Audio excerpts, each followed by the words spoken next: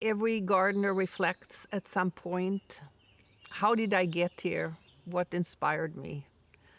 In my case, it was a very late inspiration. Despair inspired my garden.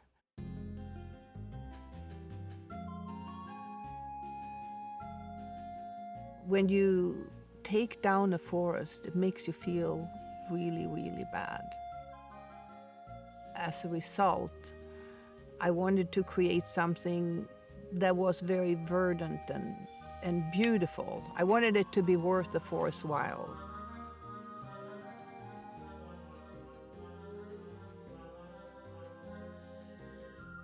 We bought this place in 2000, and it had space for a tractor man and myself and our animals. We were faced with utter destruction because we cleared maybe 2 acres, and we had all these tiny picker poles, is what we call them, of fir, but they couldn't stand on their own, and we pretty much had to just go ahead and make a big hole.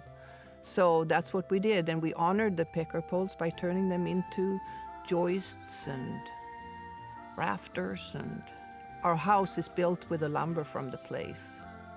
In any case, we were faced with this rubble pit, and I was absolutely in despair about what am I supposed to do with this mess.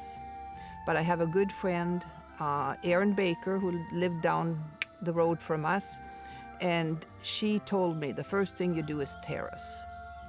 So we terraced the hill. So that's where my passion comes from, is it's another way of being that I had not experienced before. And when I came to Hornby, I was determined to reinvent myself. I was an academic. I was so done in living in my head, and I decided what I wanted to do was not facilitation, etc. I wanted to do practical things. And gardening, you need to know rough carpentry, you need to understand a bunch of stuff, and that's how I came to it. I always worked in a nursery, and I was inspired by whatever I saw that day, and I had to have. And that's how I accumulated a lot of the plants in my garden. Every cent I make from working is taken out in plants. Yeah. I'm inspired by, actually, I know what I'm inspired by other than despair.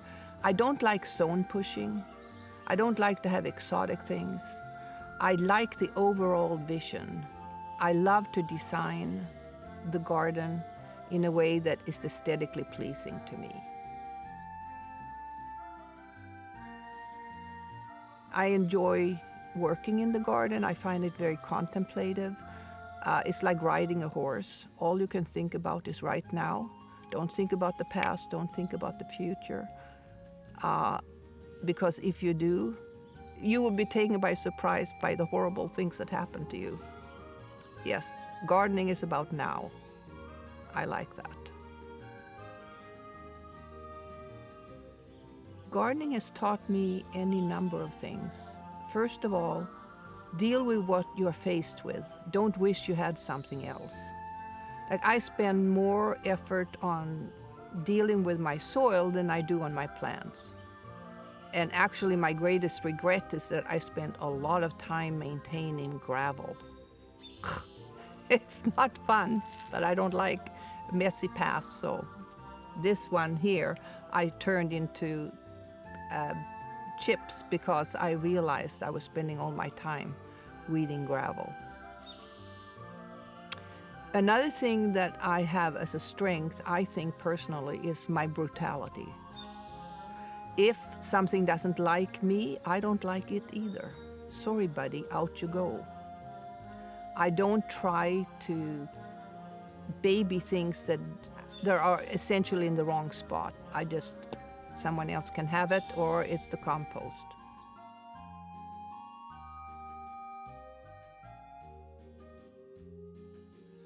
What I don't like is when people come and their first comment is, "Oh boy, that looks like a lot of work." I tell them, it is a lot of joy. And that's the point. The work is a good thing, not a bad thing. You have to enjoy the process, otherwise you're not a gardener. If you think you're done, you're never done. It's like having a kid. And I do think of my plants as my children. You know, I go in my garden and I feed my babies. What do they need? They need food and water. And that's what I give to them. And I think about them like that. Who you are really comes out when you garden. You know, the need for order that I have comes through, but not having rules to follow the whole time. Yeah, people like to go out for dinner and spend, you know, $100 for a couple. I like to go out and buy a tree.